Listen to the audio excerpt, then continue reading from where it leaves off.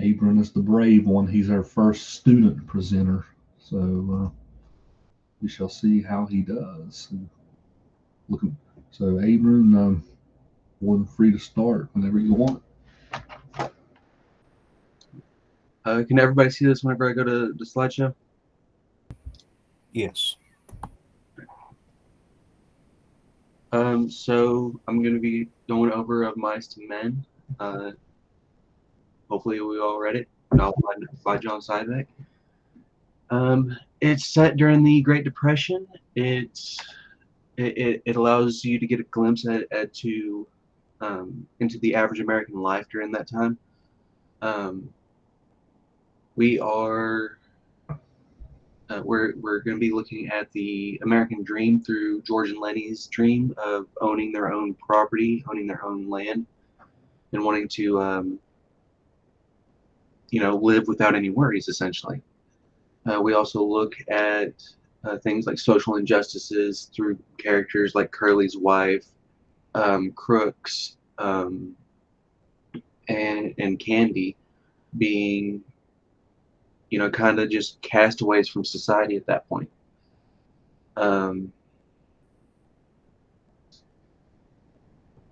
Moving on to John Steinbeck's writing style,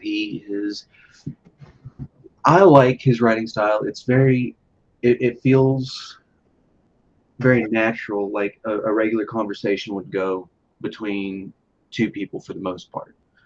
Um, so most people say that, or most critics say that he uses simple language. I like simple language, I guess. Um, he's also really good at pointing out social injustices, which we kind of got from the biography, the A&E biography from the class that you posted. I think uh, he picked that up from his wife Carol, or was it his second wife? I don't remember. Yeah, that was first. Okay. Um, right. So she helped him pick out things like women's rights and African American people's rights, or their way of living as well. And he writes about that a lot in his books. So he also uses quite a bit of symbolism. In this one, there's a lot of symbolism, starting off with the dead mice and dogs. In comparison to humans. Um,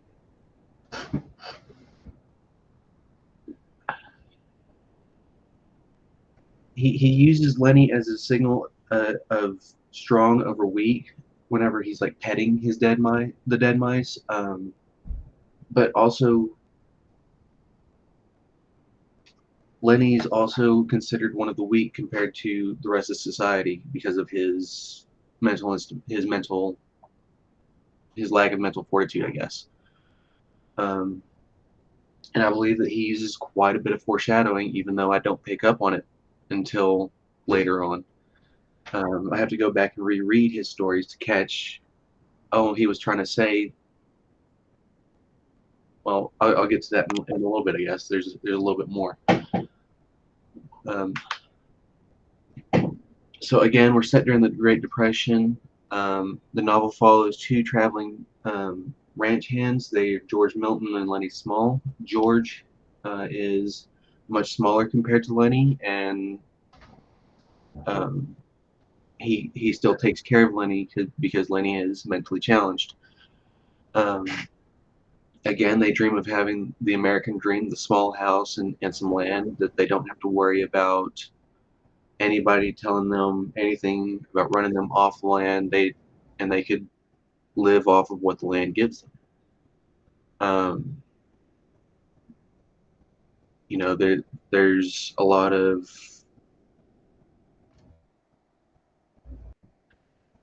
of things that get into the way of that, and most of it is pointed at Lenny, but it's hard to. Well, I guess we'll get into that too.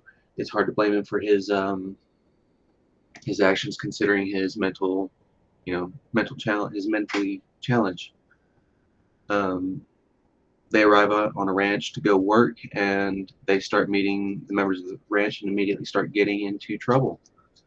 Or they start smelling trouble coming from Curly and Curly's wife. Um, so we get to meet those characters, and we also get to meet Crooks, who is a symbol of injustice for African American people of the time.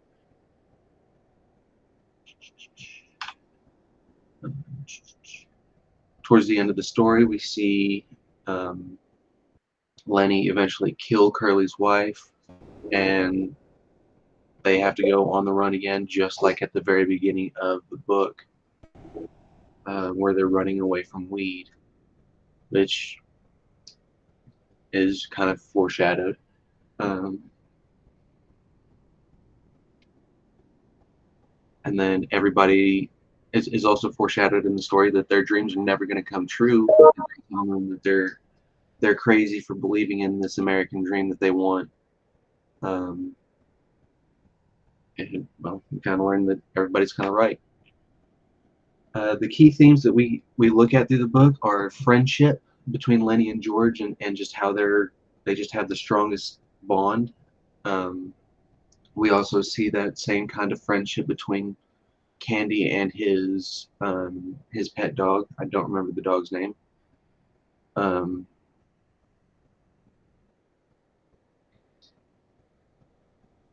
that's also kind of another moment of foreshadowing in the story. We look at loneliness through many different characters, which is kind of outright said through Curly's wife. She says she is extremely lonely with having nobody to talk to. Um, we see Crooks, who's extremely lonely. He doesn't get to go inside and play cards with everybody else because as a black man he stinks compared to the rest of society. Um, so he's very lonely. We see George and Lenny fighting off loneliness by being together, but as we know in the end, he loneliness ends up finding George anyway. Um, we see injustice and discrimination between the characters I just mentioned. Um, Specifically, Curly's wife, she's seen as more of an object and not as a person, which is part of why she doesn't have a name. Um, and specifically, Crooks, he's not considered an actual part of society. And then we see power and power dynamics between characters like Slim and the rest of the men, how everybody respects Slim. And then we have Curly, who has the power over all the other ranch hands simply because he's the boss's son. Um, so key passages that I like to take away are the dead mouse from the very beginning, where Lenny is stroking the dead mouse, and it sets a tone where it tells the reader where he's constantly killing animals with his strength. Whether he found this mouse dead or not, like throughout the story, we find that Lenny likes to lie about, um, his possible involvement with the animal's death. So I'm fairly certain he found this mouse alive and then ended up killing it for stroking it too much. Um, Curly's wife introducing herself as a very lonely woman and giving those "Hey, come here" eyes to the first two guys, like the two new guys as soon as they come off the road. Um, George pushing the chapter 3 was a really big one for me. With I never read the novel before this, but I watched the movie. So I was always wondering what their real connection between George and Lenny was, because in the movie it says that he's lying um, to the supervisor too about being related. So I didn't know how they were related, but whenever the book told me that George pushed Lenny into the river and almost killed him, and then pulled him out of the river, he never tried anything like that again, and that's why he feels responsible for taking care of Lenny. That kind of added a new depth to the story for me. Um, and then again, I'm also kind of an animal lover, so Carlson taking Candy's dog um, was kind of an emotional scene for me. Um, Another key passage was chapter 4, when Lenny just walks into Crooks's room and they're talking about how crazy Lenny is for believing in the American dream. Of course, chapter 5, during the horseshoe tournament where um, Lenny kills Curly's wife, and finally chapter 6 where George shoots Lenny in the back of the head, and George has to go drink with Slim, and they all realize that the American dream that they were wanting is not capable. They're not capable of achieving it. And it was always just a dream for them. Um, so inspiration, Steinbeck used his own personal experience as a migrant worker during his teen and early 20 years in California during the 1910s and 20s for this novel and The Grapes of Wrath. Um, they say writers write what they know. It's very much the case in his point, or in his situation. Again, it takes place during the 1930s and allows the reader to have a glimpse into the average American life, and what like most of the people who lived in the Midwest had to travel out to California or travel out to New York or elsewhere to go find jobs, find food, and that's kind of had the same situation we're finding George and Lenny in. Um, Also during this time, it wasn't just economic hardships everybody had to face. It was, again, social issues, like Crooks, Curly's wife, and Candy being outcasts of society. Um, I'm not so sure that this is a good novel to say that John Steinbeck knew how to write women, but maybe he had a um, good standpoint of saying that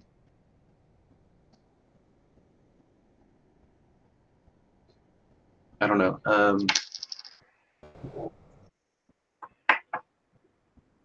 Trying to describe Carly's wife without saying uh,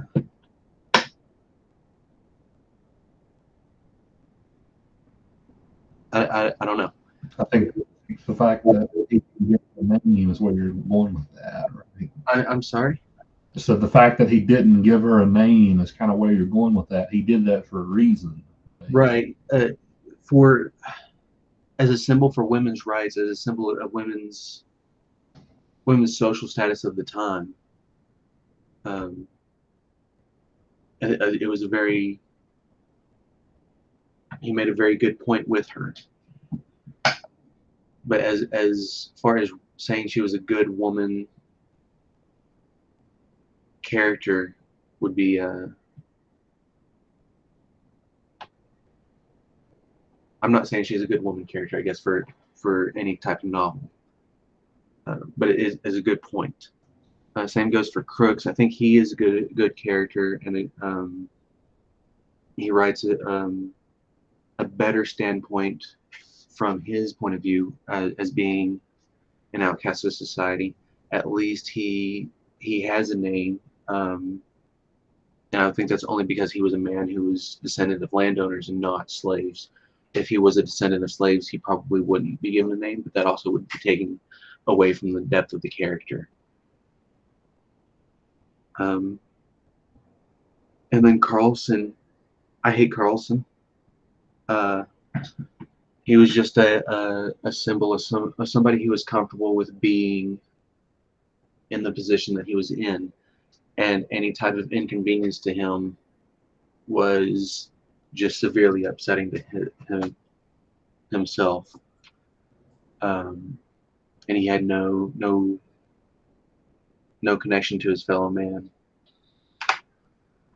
inspiration for Lenny. Lenny was a real person who Steinbeck worked with, and he didn't end up killing a woman. He ended up killing the ranch owner and operator because that guy fired his friend, who I guess was the George character of the book. And so Steinbeck put that in one of his stories, and here we are.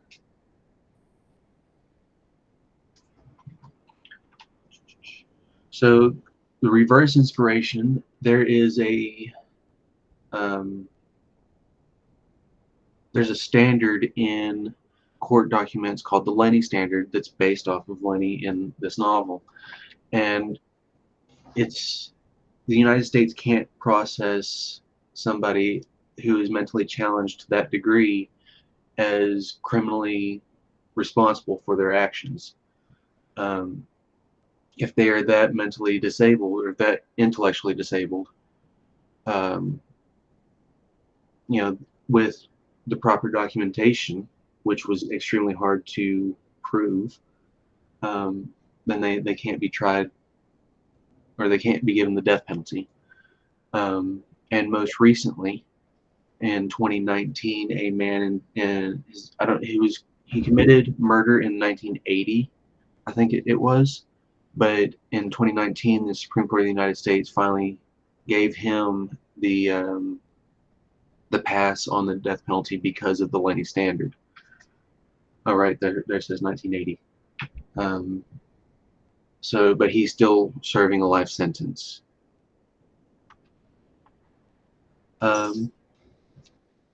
Going back to friendship, did everybody have the same idea between George and Lenny of them exemplifying true friendship, even though George had to shoot Lenny in the back of the head at the end of the novel?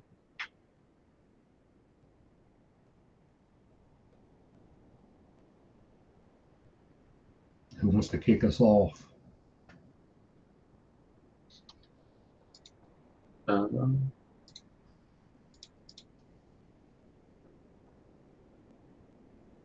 I would say so. Just to start us with that question, right? The friendship is one of the most striking ones in literature. Um, you can kind of tell that it's almost a love-hate friendship, from George's standpoint, at least, right? Because George is always saying, like, you know what a pain in the butt you are. If it wasn't for you, I could do all this, right? Right. But you can still tell there's a lot of love between the two. George would never abandon Lenny, no matter what. I think that's kind of. And until reading the novel in chapter 3, I always wondered why. Right. I agree with. I'm sorry, Dr. Yeager. Go ahead. Oh, you go ahead. But yeah, I agree with you, Dr. Yeager, how it's a love-hate relationship because, George is constantly talking junk to Lenny. And then Lenny's like, oh, George, please tell me about this land. Tell me about the rabbits. George gets aggravated, but then he proceeds to tell him about it again. And through it all, there was still that relationship, but at the same time, there were high levels of frustration. There was a lot of tension, it seemed, at all times, because George didn't want Lenny to talk, on the job site because he didn't want to lose their jobs. And so it's why George said, say nothing. And George will do all the talking. But at the same time, when Lenny went to Crooks's little living quarters, and then Crooks was talking about George. Well, what if George doesn't come back? What if he gets out in town and gets killed? Lenny gets upset and says, nobody will speak, bad about George, or nobody will talk of danger coming near George. So they took up for each other. And so it's a very, very strange love-hate relationship, like you said, and near the end of the book, George said all the time he done bad things, but he never done any of them mean. So he knew that Lenny in some ways had good intentions and he was a nice person, but at the same time he just couldn't help himself. So and I guess that's what resulted in the high levels of tension at all times, because George knew that Lenny was an okay person, but he had his issues that caused problems everywhere as they went. So that's all I have in regards to the relationship there. I thought they had an interesting relationship. I especially thought that like the analogy that's not directly made but indirectly made between Candy's dog being like a symbol for Lenny. I thought that was an interesting analogy because in terms of how they interact with each other, I can relate it to I have a dog at the house who tears up everything. He chews everything that he can possibly get a hold of.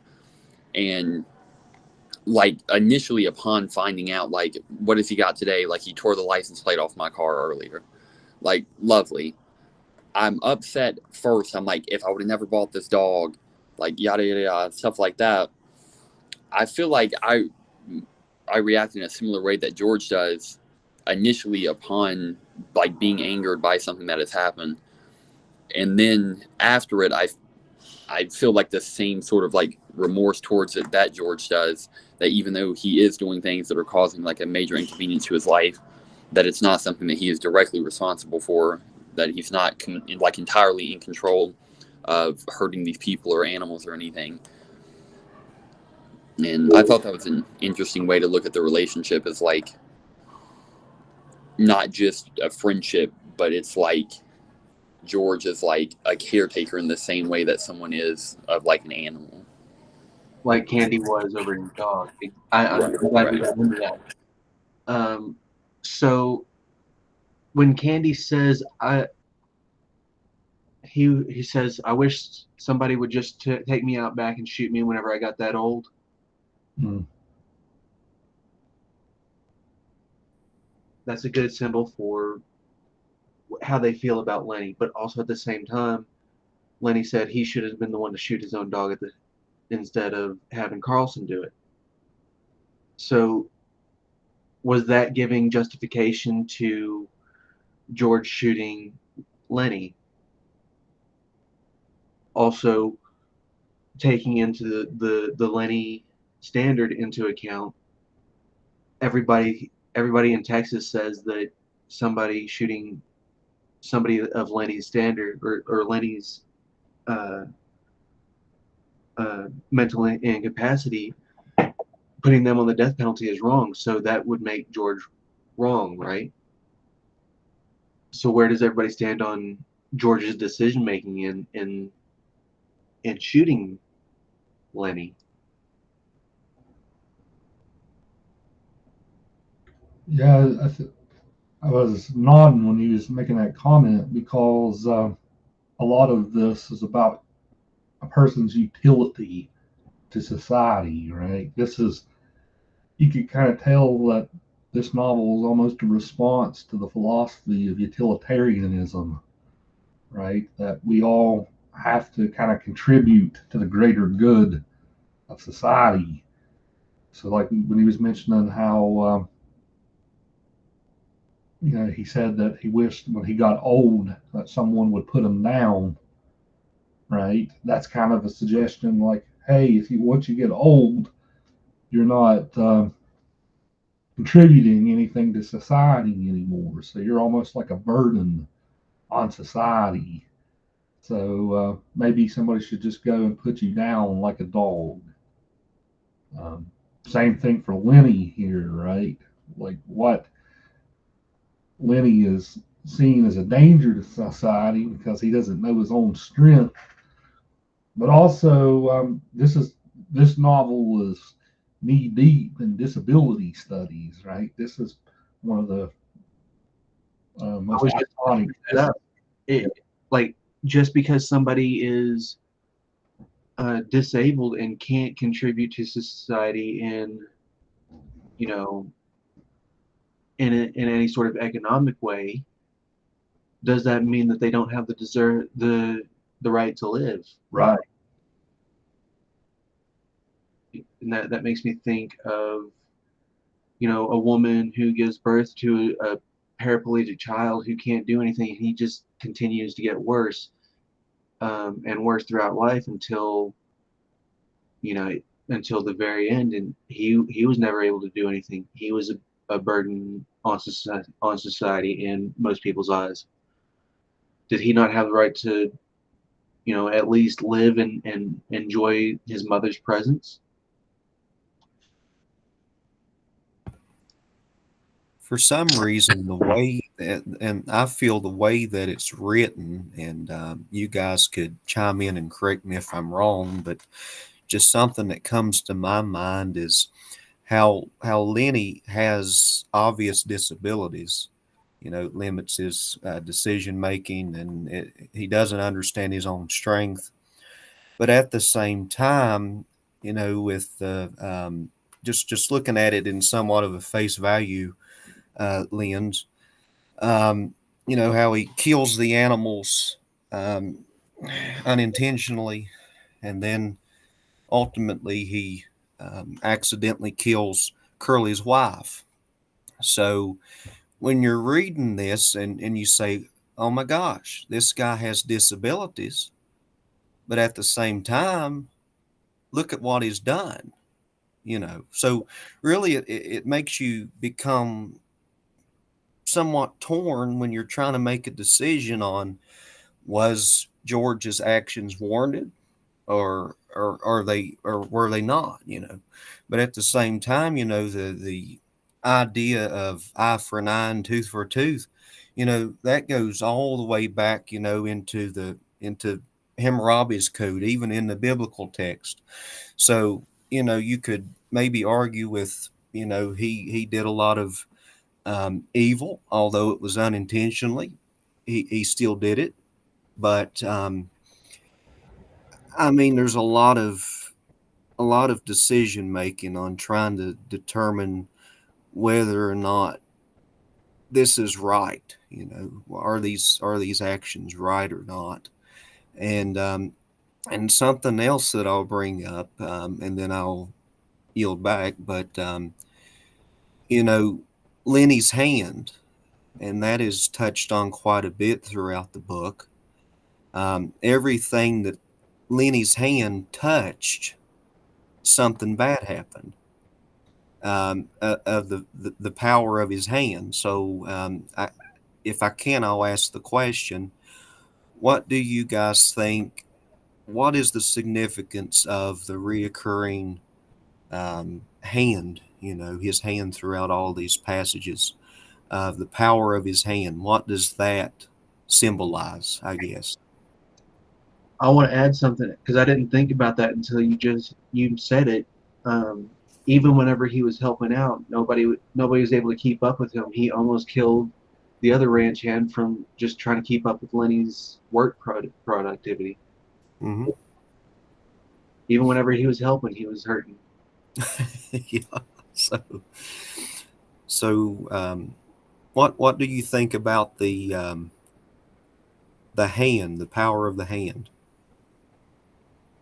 Does that question make sense? Right. Yeah, think about that other passage where he crushes Curly's hand. Exactly. Exactly. Yes. Yes. That takes a lot of strength to crush someone's hand like that. So it must mean something. I mean, it does to me anyway. So I'm just trying to wrap my mind around it. What is the significance of his hand in general? Not Lenny as a whole, but Lenny's hand. He also gets into trouble because with both women, both in Weed and Curly's wife, um, whenever he touches, he can't let go. Right. Yes. That's another wrinkle into that. Mm-hmm.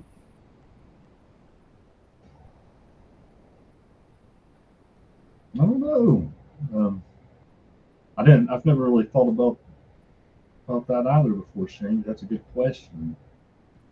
That's very interesting. I liked it. Thank you. Yeah, the tactile, like maybe when it comes to the disabled, right? They're more like the way that they have their senses, the way that they approach the world. Think about it like um, we're going to get deep into philosophy here, right? But you think to yourself, you have the intellect and you have the senses. Mhm. The senses are supposed to inform the intellect, but when the intellect is disabled, you're kind of more sensory in nature, right? Like you're more reliant on your senses. So he is definitely a tactile person. He's he feels. I mean, throughout the whole book, he strokes the dead mouse, he strokes the puppies. Um, this Anything that feels nice. uh, Um, and Even the velvet that his aunt gave him, and he said he lost. And I'm sorry, Brian, what was you going to say? I was gonna say, like he just doesn't know his own strength, like it says in the novel. He doesn't know his own strength, and it's a stereotype, but it exists for a reason. People who suffer from those mental disabilities do have just incredible grip strength. Hmm. Um, and then somebody who works on a farm, works on a ranch like that, they will develop incredible grip strength. Those two things combined, just using it and using it for work and building it up all day, that doesn't help Lenny's case either. No.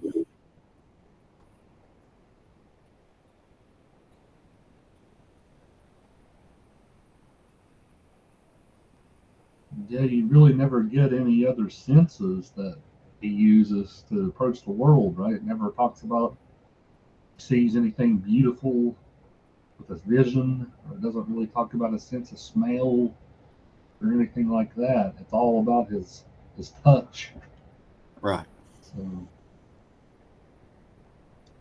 So Steinbeck can look into somebody's mind like that, but it's harder. It's harder for him to write a woman, apparently. you mean it's hard for him to write somebody through that lens, right? Right. He doesn't understand it himself. Yeah. Is it? I just find it interesting. I can't wait for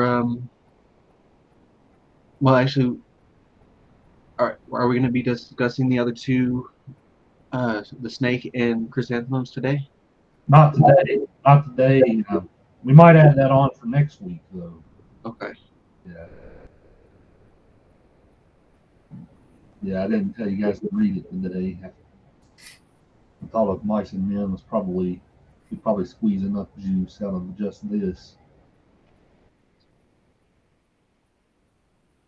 Hunter, Kelvin, you guys got a thought on this? Like what's going on with Lenny's sense of touch in the novel? Why is he so reliant on touch?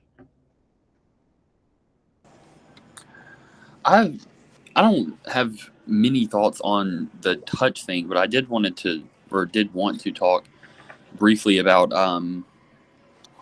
I researched a little bit of like because I have heard that this is like considered a banned book before, Oh and yeah, one of the things that I found in there, like in the articles about it, besides just like the racism and like slurs that are in the book, one of the things that like is controversial about the book is that a lot of critics like seem to think that it was a call to like euthanize disabled people, which I definitely did not think while I was reading the story. I feel like I have a unique perspective on the topic. My father was paralyzed when I was a kid in a car accident, and his parents keep him. He's still alive today. His parents have kept him alive, but he's unable to talk. Well, he can't move. He's been in the same bed since I was probably 9 years old. And I feel like in cases like those, where you're unable to communicate, unable to like move and such, I feel like there definitely is like a more reasonable ground for discussion than in Lenny's case, to where he wasn't fully functioning and like fully mentally capable of feeling like all of his emotions, it seems, but he definitely was capable of like speech, movement. He's able to feel some emotion that we can see through the story, and most of the emotion that he does feel is like a childlike happiness, or just like a waiting to. I wrote about it in my journal that he's like, at the end of the story, he's like he's looking for repetition and he's looking for patterns in things. And that's why when he causes trouble again at the end of the story and George approaches him and doesn't immediately start giving him hell, as he calls it, he gets confused by what's going on and he keeps asking George to give him hell because it's something that he's used to. And I also wrote about how like even the petting that he likes to do of like the dead mice, the velvet, the woman's hair, is all just like a repetitive, constant task, which are things that keep children busy.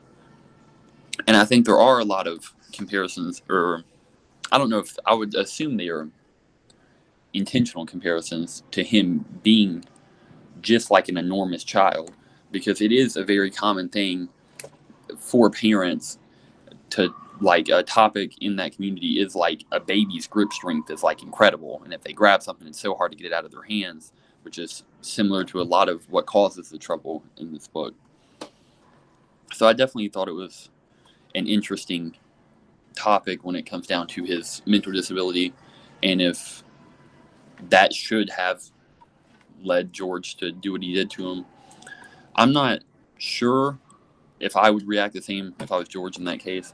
I feel like the thing that makes it hard for me to make a decision on it is he does feel upset after it, but it's not like a remorse feeling that he has. It's an anger at like the entities that he's hurting. Like he's mad at the puppy for dying when he touched it. He's mad at the girl for dying because he doesn't want to get his tending to the rabbits privileges taken away.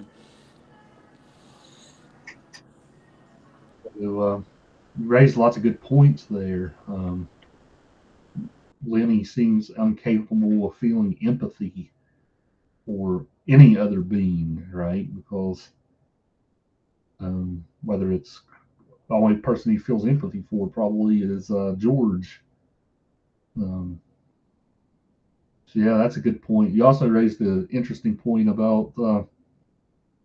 I think that's a misreading of the novel too, right? Like, I don't think the novel's saying we should put down the disabled. I could see why somebody would react that way, but I kind of think that's a misreading of the novel. That's the entire purpose of the Lenny standard, Right. and they're still to this day they're having issues with even calling it the Lenny standard, really. With trying to pinpoint what is and what is not okay for capital punishment. In those scenarios. This may be an odd thought here, but Dr. Yeager, you were talking about Lenny's lack of emotion, and I know that I'm always the kind of person who tries to read beyond face value of things, and I don't know necessarily if it's appropriate, because with Lenny and his disabilities, but with his disabilities and like you said, his lack of emotion, and you said that there is a lot of philosophy involved with it, and I mean that's very, very evident, but like some nihilism, it seems in some ways, that just a complete disregard to the world and other things in some ways. I mean, I could be wrong, and maybe you could touch a little bit on that, Dr. Yeager. I mean, that could just be a random thought that has no value here, but then again, I'm not sure. If I may, I don't really think Lenny is capable of nihilism in his thought process. It's as Hunter was saying, he's incapable of empathy as well. It's not. He's only capable of childlike thought processes. So advanced things like that, like feeling for others, is just beyond him. I think George is capable of it, though. Like, there's undoubtedly some nihilism from George.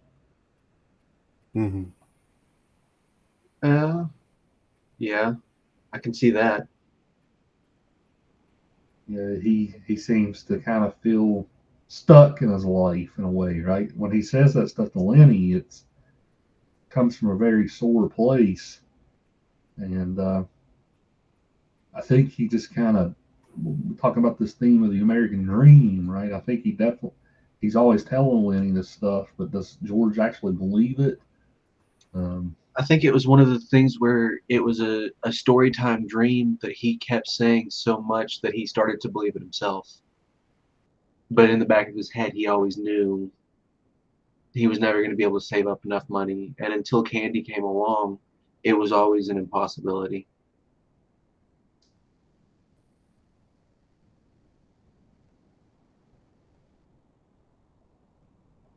Yeah,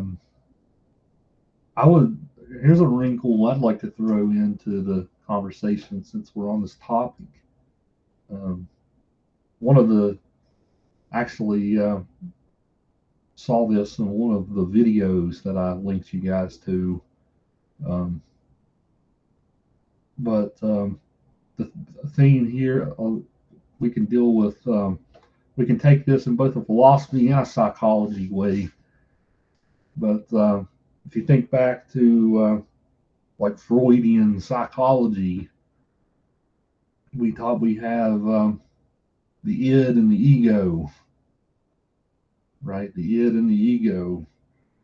So the id is pretty much the. Let me. I'm not. I don't want to use these terms wrong. Let me refresh myself real quick.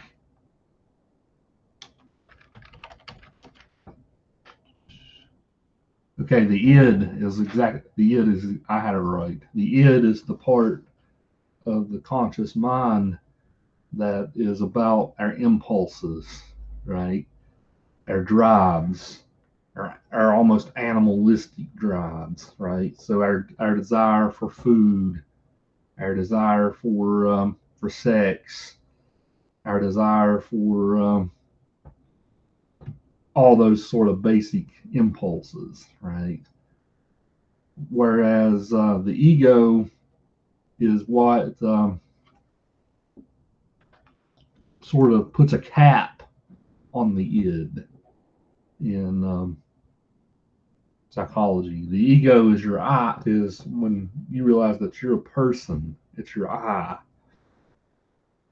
Well, by not I as in your organ, but it's when you realize you're an I, right? So a lot of what's going on with Lenny is he's pure id almost. Right? He's the part of the brain. He's the part of our human nature that is pure drive. It's pure animal-like drive. Whereas think of yourself like with animals, right? Can they often control themselves? Not often, right? You can make the case that they do, but not often. Maybe when they're trained well. But yeah, George is almost the opposite, right? George is the ego. He's the voice of reason. So you can kind of I think you can look at the novel from like that sort of Freudian viewpoint. in terms of how the brain develops. And George just never, or Lenny rather, just never had that um, the ego to kind of put a cap on his id. Um, well, I'll feel before I talk about the philosophy part. What do you guys think about the psychology part here? You guys kind of see what I'm saying?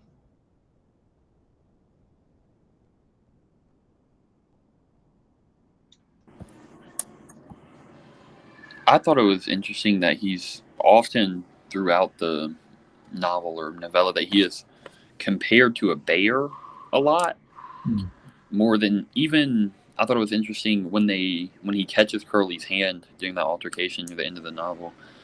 They keep referring to it as his hand is stuck in Lenny's paw rather than it's stuck in Lenny's hand. And even Lenny refers to himself when he's like, if you don't want me around, I can just go off and live in a cave, which is also similar to how an animal would behave rather than a person. So it does seem that he has more like animalistic qualities and like that animalistic, I don't I don't want to say ability, but like lack of ability to feel empathy.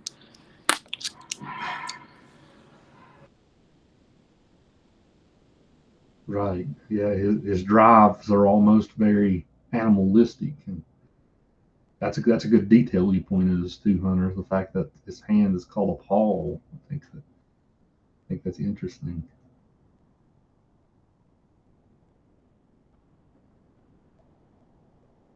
Yeah. This conversation is of course, it's part of psychology, but again, it's kind of part of philosophy too. We're talking about our human natures, and because our human nature, this goes back to Plato, right? Our human nature is almost animalistic, right? So we have to. A lot of the discussion of ethics is we have to kind of put a cap on our animalistic nature. We there's a there's a divide between the intellect, the human intellect, and the animal intellect. With by being human beings, we all have the animal intellect within us, and some people you could make the case are more like animals. Um, Maybe because of Lenny's disability, he's kind of more like an animal in that way, right? Just because he can't resist his impulses, whereas the humanity within us is supposed to be able to do that. Um, Whenever we think about ethics on things like alcohol, right? Like Shane, you know exactly where I'm going with this from last semester, right? But whenever we have something like alcohol, um, somebody who becomes an alcoholic, um, the animal, they can't resist that animalistic impulse, right, to indulge. Whereas when you can say no and reject it, um, that is more of the intellect coming into play. And there's lots of philosophers have different ideas on that. Like whenever you talk about like Aristotle, for instance, he had the idea of like the middle ground approach, right? When the key to happiness is kind of going in the middle almost between your animal impulses and your intellectual impulses. Um, but that raises questions too, right? Can you really tell an alcoholic to drink in moderation? Right? That doesn't work. Um, I was hoping Aristotle would be mentioned somewhere in this discussion. Now I can be at peace. yeah.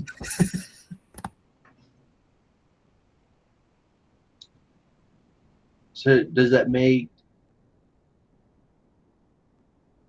I mean, I know it's not exactly what you're saying, but would that equate an alcoholic to somebody in Lenny's shoes?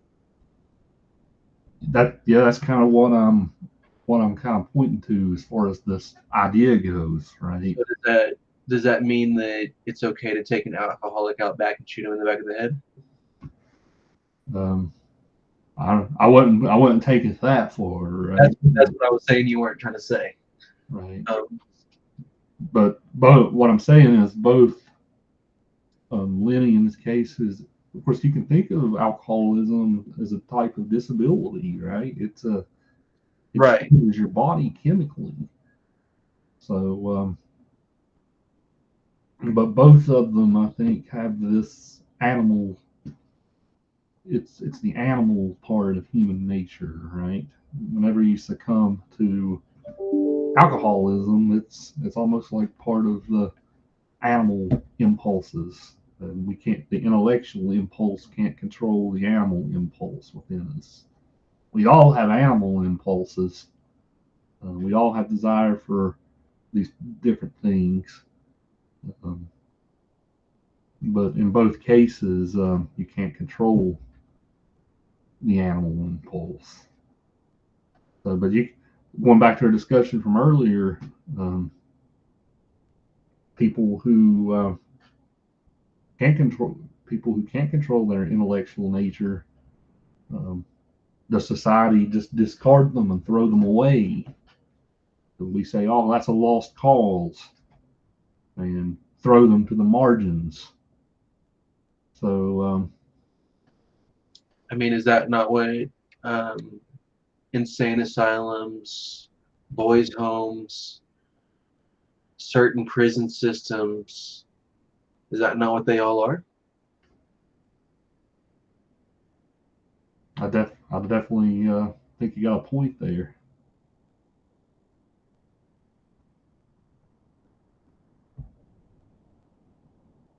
Yeah, Ugh. pretty heavy themes, right? Yeah, like think about how awful mental asylums were in the Victorian age going into the 20th century, right? Um, you could make the case that George did Lenny a favor, right? As bad as that is to say, because That's what I'm saying, or not. I wasn't thinking about saving him from an insane asylum. So was he justified in shooting him in the back of the head? Because we know we weren't able to rein in Curly. Curly was going to shoot him, and he was going to shoot him in the stomach to double him over, to specifically cause as much pain as possible. Does that mean that George was justified? Does that make George justified in shooting him in the back of the head painlessly?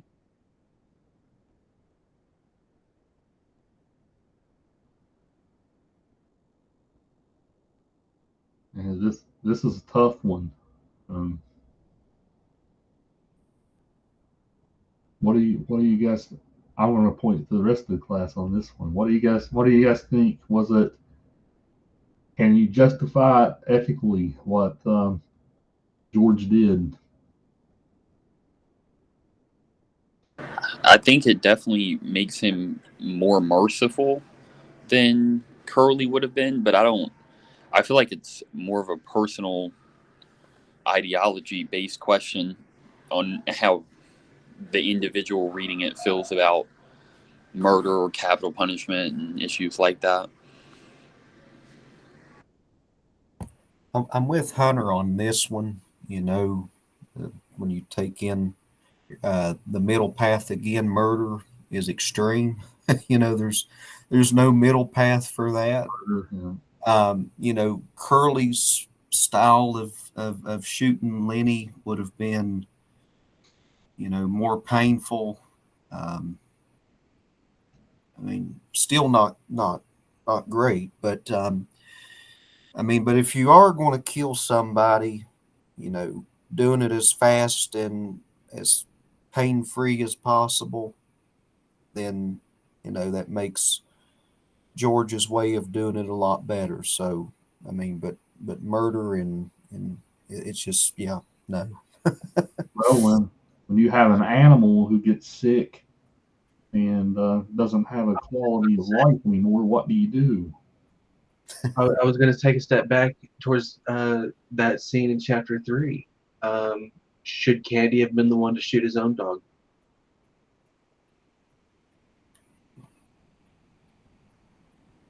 Yeah, why? I guess the question here is why would we have a double standard where we would um, let animals Right. go out of their misery, right? Whereas with a human being, we don't have that. We have a higher standard. Um, we're getting heavy into Judeo-Christian ethics now. And with people, and this could be argued by many. I mean, this is just some way that I feel on it, but you know, uh, man has a soul, living, breathing soul. Animals do not. Right.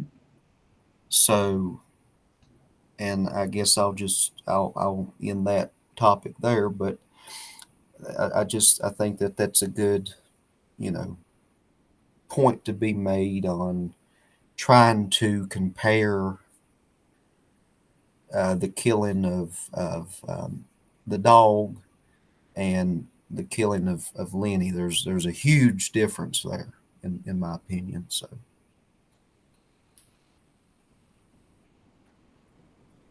Yeah, that's a whole big debate.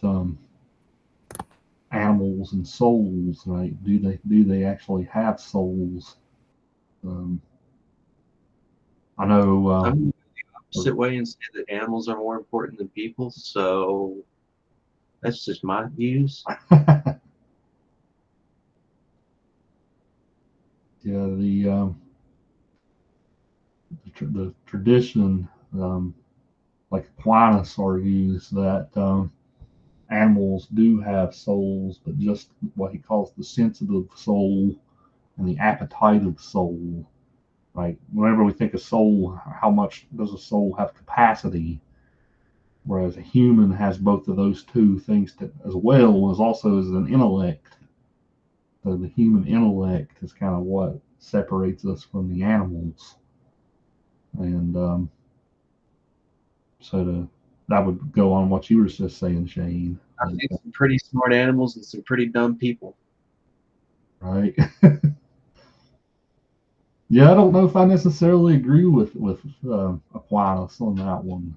Like, it's hard to argue sometimes when you see animals. They have such unique personalities um, that it's kind of hard to argue that they don't have souls. Um, I don't know if that we're getting real heavy into the weeds with this one, but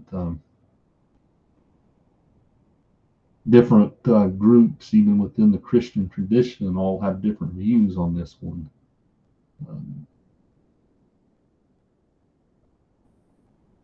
have you guys ever heard of the 21 grams experiment? By the way, since we're on this subject, the 21. Yes, I have.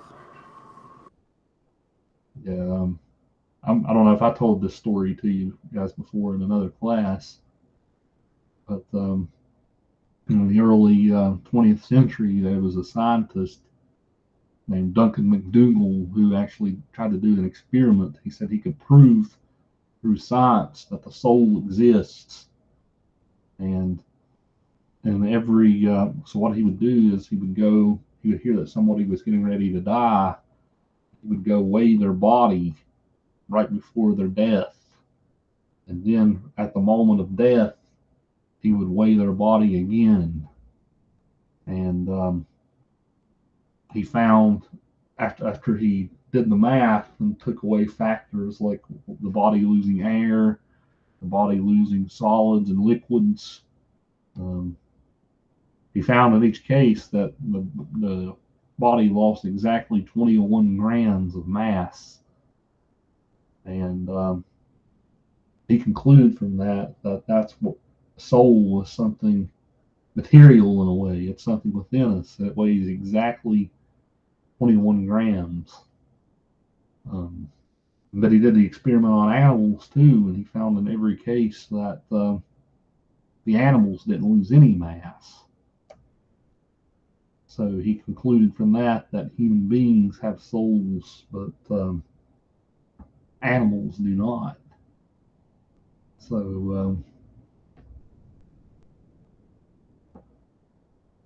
interesting experiment that you can kind of dive into the problems within it. It's kind of an unethical experiment to do.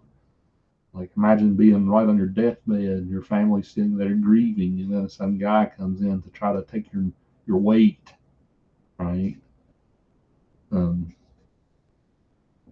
you can also argue that the soul, even if the soul does exist, it doesn't weigh anything, right? It's something immaterial.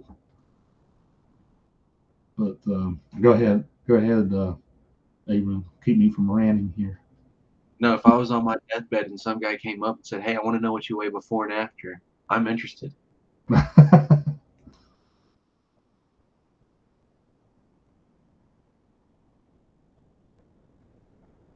The question is, would we know the result? Like, I mean, we know the prior weight, but would we know the end weight? And Brian, you said you'd be interested. Maybe when your soul's leaving the body, you can hang around just long enough. Just long enough.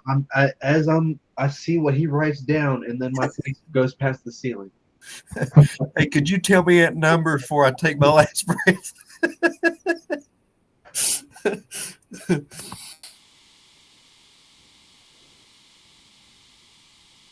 I always like to tell my freshmen that story. That always blows their minds.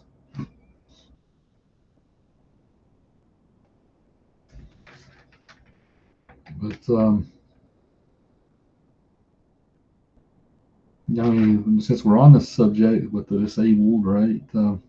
Some people just think of. I mean, it sounds harsh when I was talking about this animal versus human philosophy stuff, but a lot of people treat the disabled like they are animals more than human beings. And like, well, since we're on this discussion, like, why would we put an animal down but not a person, right? Um, I think in this case, this is probably part of the outrage about the novel that you was talking about earlier, Abram. But a lot of people think of them more in terms of being like animals rather than people, and it's a harsh way to think. But Hey, I'm sorry, it cut out. Say it again. It cut out for me. I said a lot of people do treat the disabled like they are animals more than people. Oh, right. Yes. Right. So I can see why that.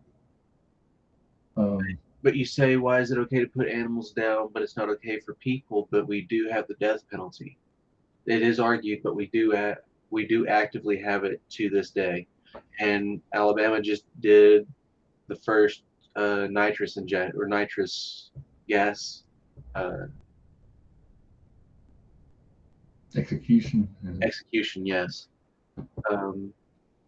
So we actively, as human in the American population at least, actively agree that execution is okay. That's just one way to look at it. If I can chime in, two things there is how I look at it. The difference between innocence and the absence of innocence there, I guess you could say. The disabled, I would think would be safe to say most of them. I mean, I'm sure are innocent, and all of them, for the most part cannot help their disabilities. But those who are guilty, then there's that difference there. And as far as comparing humans to animals, animals in some sense doesn't have the agreement like we humans do, that murder in a lot of situations is wrong. And of course I feel there are exceptions to that. But, we understand the significance of murder, whereas I feel animals do not. So I think those are the 2 points that I would raise there when trying to to discuss comparing animals to humans, and then disabled individuals with those who are on death row. What y'all's thoughts on this? Could it not be argued that a lot of those people on death row succumbed to their animal nature and lost all of their humanity at the moment that they committed the crime? There's consequences. There absolutely are, and that's what the consequences was shooting Lenny in the back of the head. You could argue that, sure. But see, it's a It's a touchy subject. It's hard to argue anything. it is. Wow. We'll have to take a nap after this. Welcome, Fatima. Hello. Hi. Hi, everyone. Hello. Hello, Dr. Yeager. How are you doing? Good. How about yourself? I'm good. Thank you. We're having a heavy discussion on the death penalty and animals versus humans, and you joined us during a very philosophical part of our conversations. Okay, that's nice. I just remembered the philosophy class Right. last. Yeah. I was going to tell you guys the Roman Catholic view on the death penalty is we have to value life, especially human life, at all stages of life, right? So it doesn't matter if you're a fetus still in the mother's body. It doesn't matter if you're just a zygote that was just formed by a sperm and an egg. It doesn't matter what you did as far as something heinous and crime. There's always value in a human life, and there's always the chance for a human life to seek redemption in the eyes of God. So, in that context, the death penalty is always wrong. It's just as wrong as abortion or any other type of murder. So, our view on it is very, very absolutist, right? We don't see any gray area in the problem, right? It's all this is all black and white.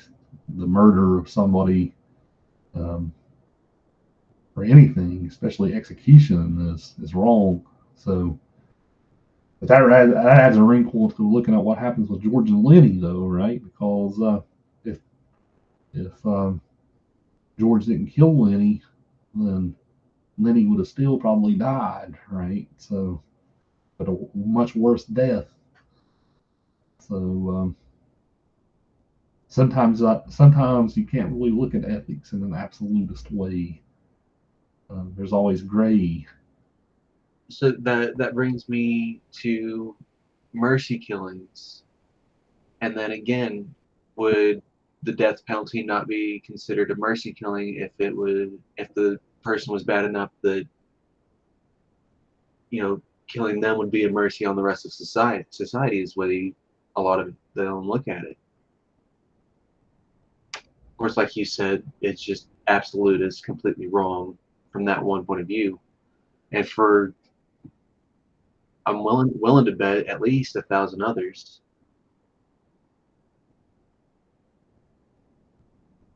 Right? Yeah, usually the proponents of the death penalty argue like it is mercy, right? It's mercy for the people's family who lost their loved one. The society no longer has to worry about this person being a detriment to them. But I will have to say that Dr. King had a good point. He said, if we do an eye for an eye and a tooth for a tooth, we will be a blind and toothless nation. So in other words, if we do evil for evil, and there are consequences for that as well. So I mean, there are so many different ways that you could view these topics and discuss them. And I mean, I think sometimes you could see both sides to it. And I mean, it's just So is it not? I'm sorry. no. Go ahead, Bron. I'm finished. I'm terrible with cutting people off. I try No, not no, to. no. You're totally fine. I was just going on and on. I don't need to. You're good. So is it not a good idea to go ahead and go back to A God Unknown, where he saw the warthog, and just turn a blind eye and let it be?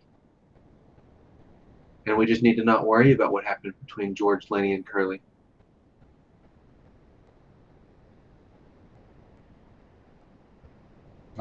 That's an interesting thought.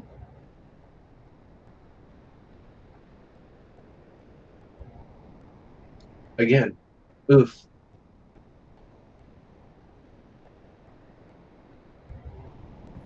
How would Joseph Wayne have handled this? Right?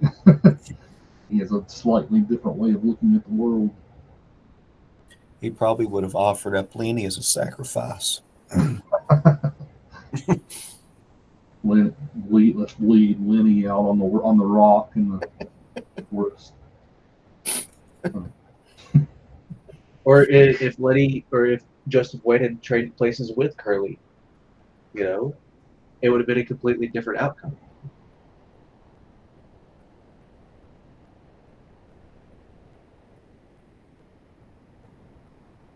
He could have turned a blind eye to what, and he could have seen Lenny's innocence, and said, "Oh, maybe this was an accident." And if he wasn't just an angry, son of the owner, he could have been a sad widower, I guess. Terrible way to look at it.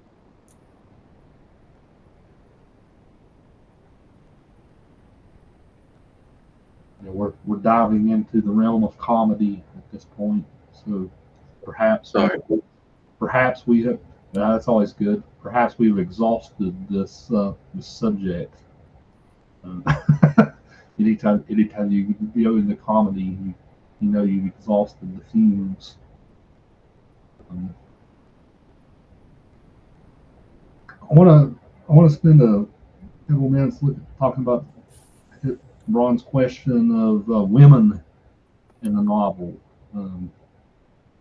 They got, of course, Carly's wife is our only female character in the novel, but was this kind of dehumanizing to her? Do you think that she is only called Carly's wife? I wouldn't say dehumanizing, but maybe impersonifying. Just taking away her humanity, but not taking away her humanity, but taking away her individualism, I guess. Taking away from her character, what her character could be. But I thought maybe we would be diving into the Snake and Chrysanthemums and comparing those women to, his writing in of Curly's wife here.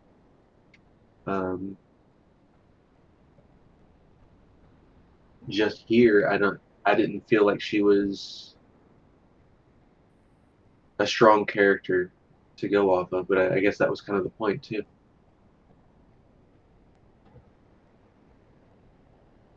Yeah, you're tempted to feel sympathy for her, right? She feels like she's trapped in this marriage. She had aspirations to be like a movie star and all this stuff, but she also feels this profound sense of loneliness, right? Just because now she's Curly's wife, she's not allowed to talk to anyone. You can make the case she's not even really trying to be lascivious, right? She's just trying to connect with other human beings. the only human being that happens to be on the ranch is men. You can kind of see how maybe that could be taken wrongly. But at the same time, especially when she lashes out at Crooks and she pretty much threatens to lynch Crooks when he gives her like back talk, right? It's a little hard to, after she does that, it's a little hard to feel sympathy for her. She seems like a bad human being at that point to even make that threat. Yeah, when I read that, that's whenever I had decided maybe she is. I mean, it's terrible to jump to that assumption, but maybe she is exactly what Slim says. Just bad. Bad. Yeah.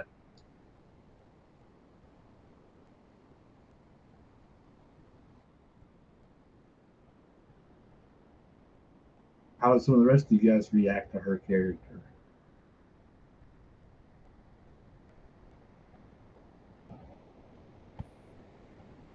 I feel no sympathy for her. I think that where she's at and what she's got, she in some ways she has it made. I mean, she's married to the boss's son, and I'm sure anything she wanted, she would have it handed to her. I mean, there's some you know other things that she may not have had, and of course we know that she had dreams, but don't we all have dreams and goals that we don't necessarily get to meet, you know? So I just don't think that what she lacks really has a balance with what she does have. I think her what she does has just completely outweighs the things she lacks, and a bad person at that.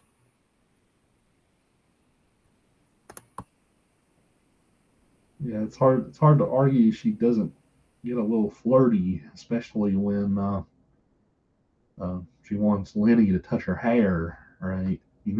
That wasn't going anywhere good. Right? But yeah, I see your point, Shane. We all have dreams we don't meet.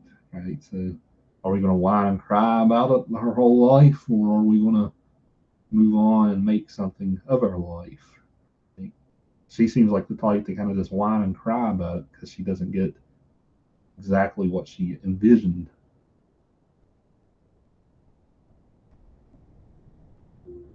And in some ways, it seems like she was using that heart wrenching story to seduce Lenny. So, was it true? So, I don't know. While she was trying to tell him the story, poor Lenny was talking about the rabbits. Shut up, lady. I want my rabbits. Like, is that all you think about? Rabbits? And so,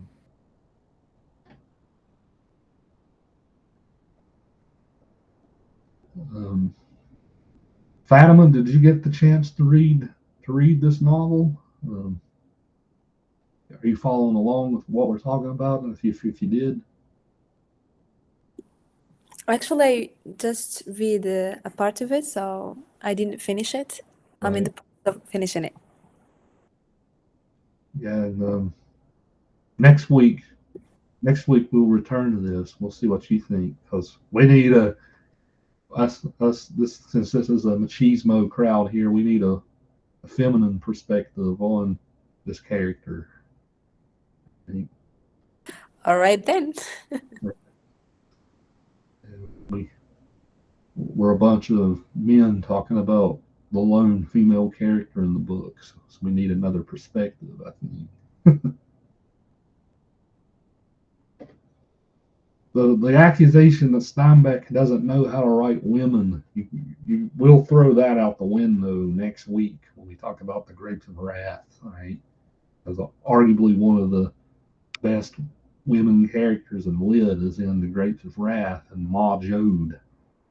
So Well, I was already going to throw it out the window after talking to my wife about, I think I don't remember her name, Rita from To a God Unknown. right. My wife understood her completely whenever I described the situation, and then I read the next page, and it went through my wife's exact description of what had happened, or the thought process, and I thought that was interesting. And again, we're I read The Snake and Chrysanthemums and thought they were completely different from Curly's wife. I just thought this was one weak point. Yeah, the snake, the woman and the snake is kind of one-dimensional and animal-like. So that'll be interesting to talk about. Um, Chrysanthemums is all about loneliness, right? But yeah, I'll add that on to next week. We'll talk about those two next week with the first few chapters of Grapes of Wrath. I should have done it this week. I don't know why I didn't. I was just like, Mice and Men's enough.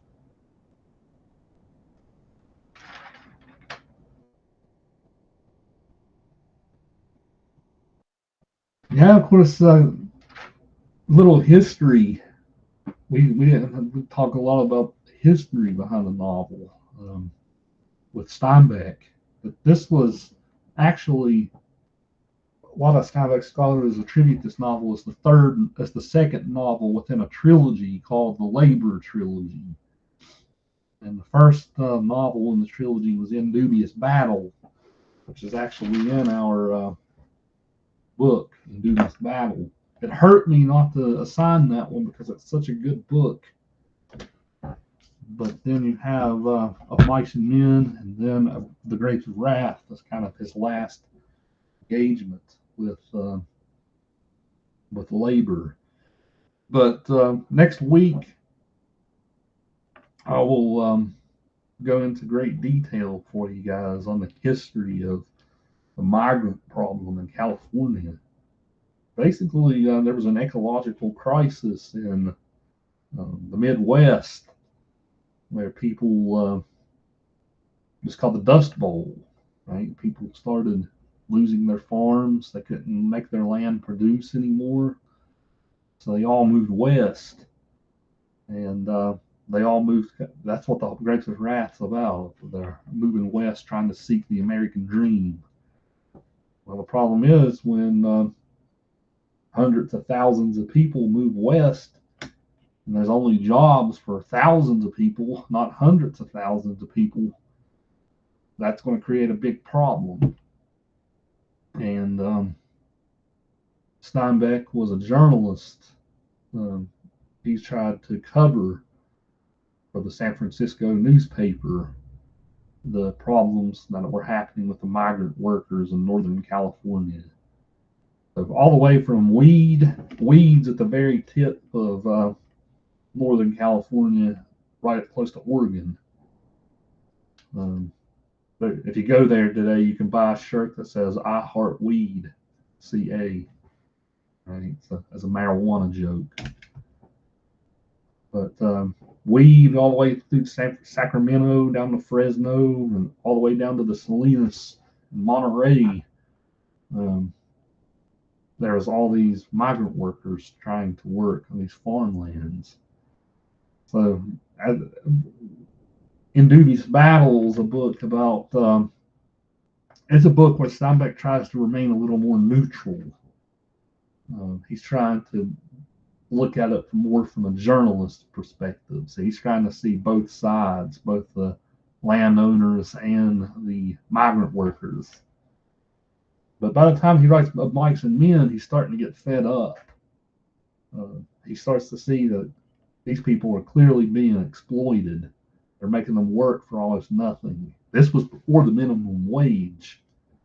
So the more supply and demand came into play, the more supply you had, fill the low demand, the less you could pay the workers. So he started seeing these extreme injustices happening. So this whole idea about the American dream and how the American dream can't be achieved because, frankly, who can save enough money to get ahead to buy a piece of land, right? Which is what this novel kind of suggests. Steinbeck was kind of brooding on this idea throughout this whole period. This novella came out in like 1937, 1938.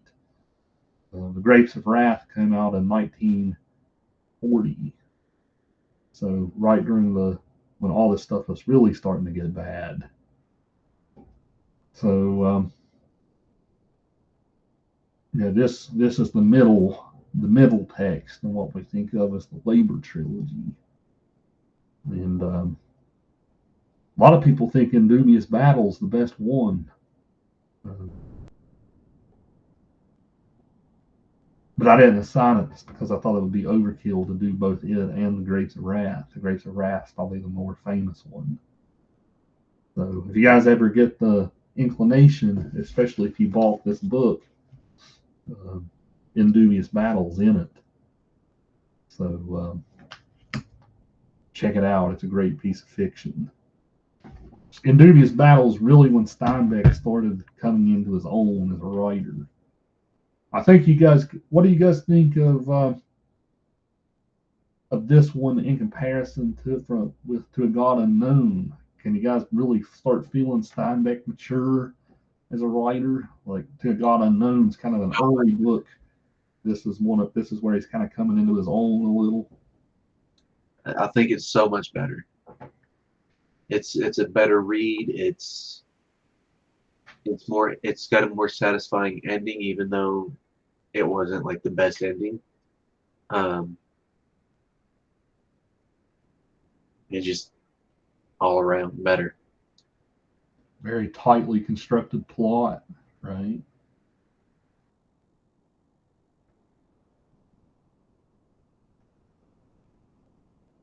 How does some of the rest of you guys feel in comparison to a God Unknown? You really feel like he's developing, maturing as a writer. I liked them both, but of Mice and Men, like you both said, that he had become more of a matured writer, and I mean, I like his writing style. It's easy reading with deep meaning, and just awesome flow there. I mean, I enjoyed both books. They're just great.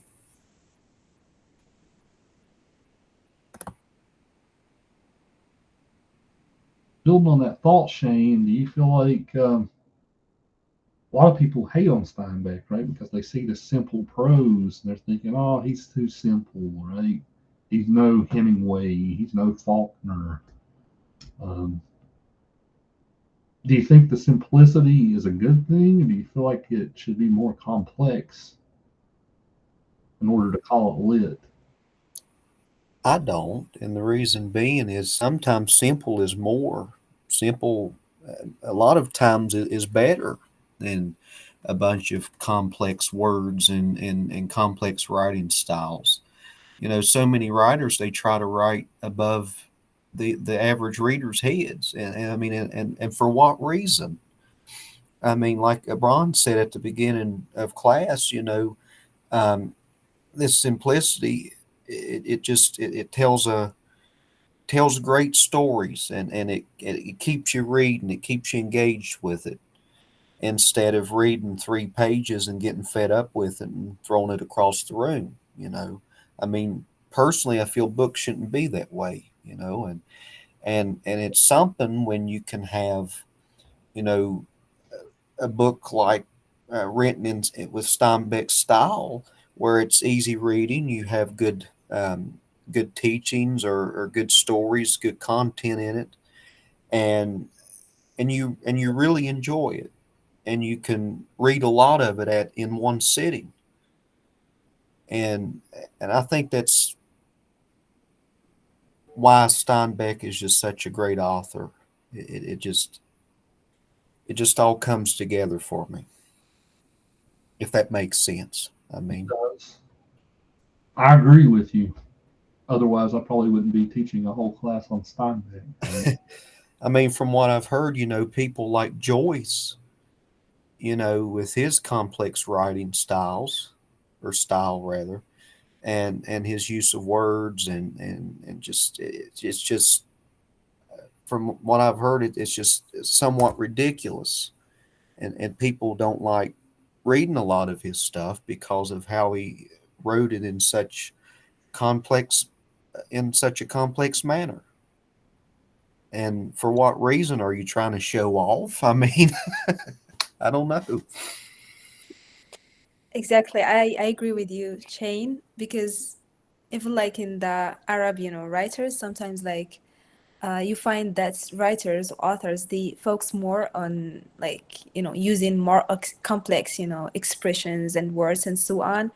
And you find at some point you can feel that, the writer is trying to show off, and he's trying to kind of like decorate, like just he's like focusing more on the words than like the goal or the objective of writing itself.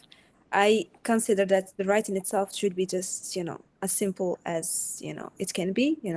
Just you should not like put your um an effort into like decorating or choosing like complex words and so on and so forth. Right.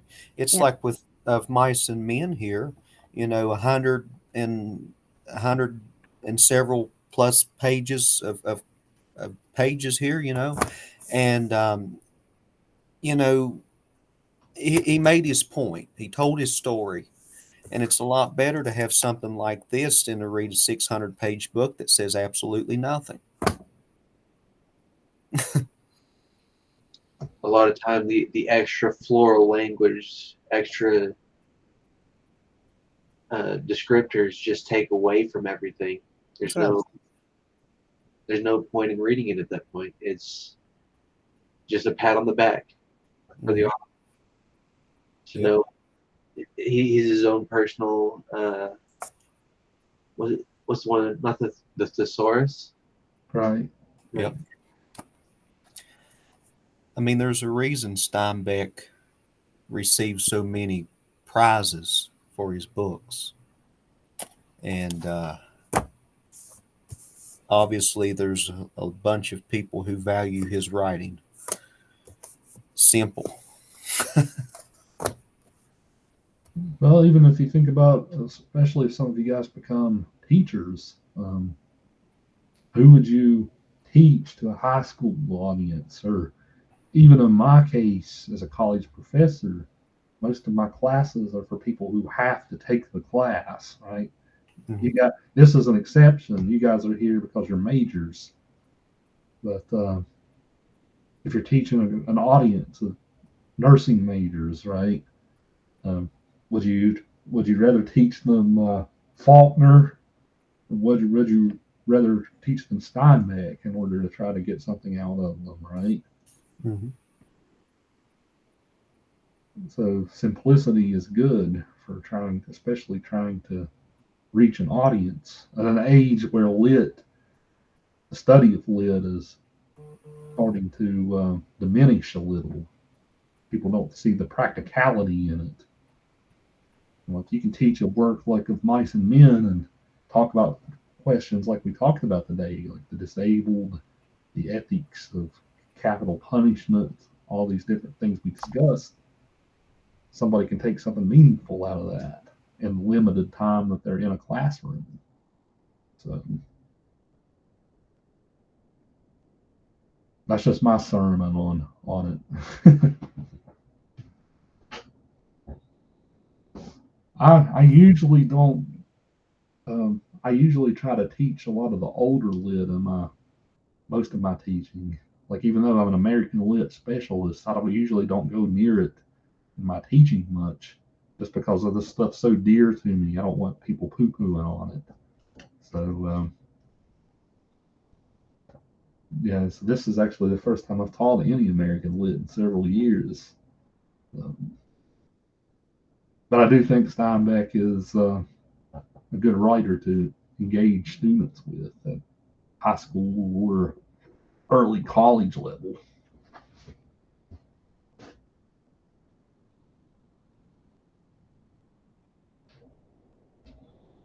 So if you guys want to do any, one of the things that you will want to think about this semester is which books do you gravitate to? What questions about the books, what themes did you gravitate to? If you guys want to write about Of Mice and Men later, there's no shortage of scholarship on it. To a God unknown, the scholarship's pretty underdeveloped. It's developing over the past 10 years, but this book is one of Steinbeck's most celebrated, so there's lots of stuff on it that you can build on. But there's lots of stuff that still needs to be said about this book. Just because a lot of articles have been written on it doesn't mean the articles have even scratched the surface as far as the stuff that's in this book. So there's plenty of potential for good papers on Of Mice and Men if you guys want to pursue it. I think any of these threads that we've talked about today would make for a good paper, especially disability studies. Like, there hasn't really been any good scholarship bringing in the field of disability studies in with this novel. You would think so, as obvious as it is, but I haven't read any. So there's plenty of potential for you guys, even if you guys want to write about this one, there's plenty of potential for you guys to say something unique that no one has said before, which is kind of the goal of this class, man. I want you guys to produce an original piece of scholarship. It's a high ambition, but it's not as tough as what it seems, because a lot of people still haven't barely just scratched the surface on what these books are saying. So just food for thought as we go through the next few weeks. Even the Grapes of Wrath, there's a million articles about it, but a lot of the articles just say the same thing over and over. And there's lots of room for growth.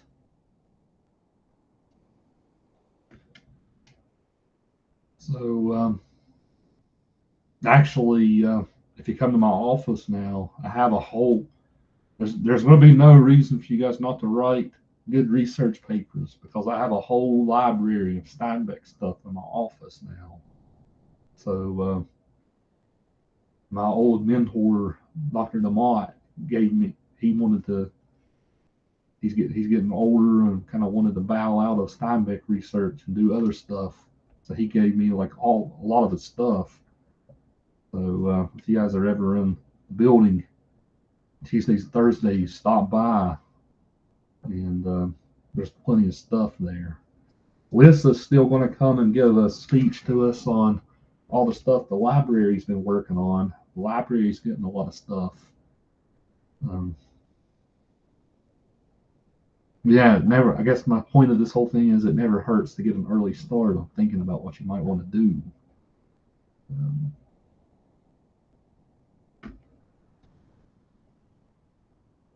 And next week, when we read Grapes of Wrath, I especially encourage you to think about, to stop by my office if you want, because I actually have an original typescript, the Grapes of Wrath, that came straight from Steinbeck's typewriter in my office. It's very valuable, but stop by and take a look. I'll show it to you if you're in the office. You can see his notes in the margins and all this stuff on it.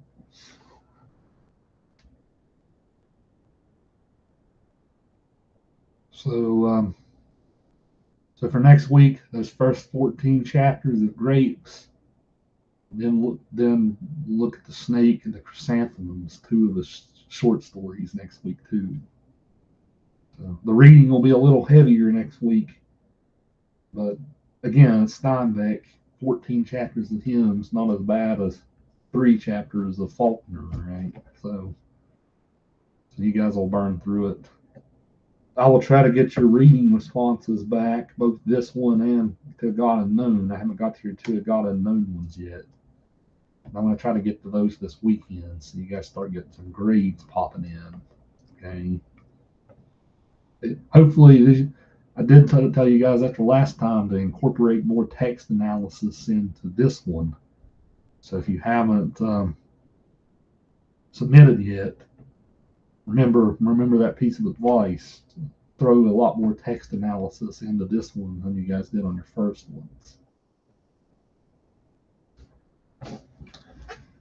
So, anything else before I let you guys depart for the day?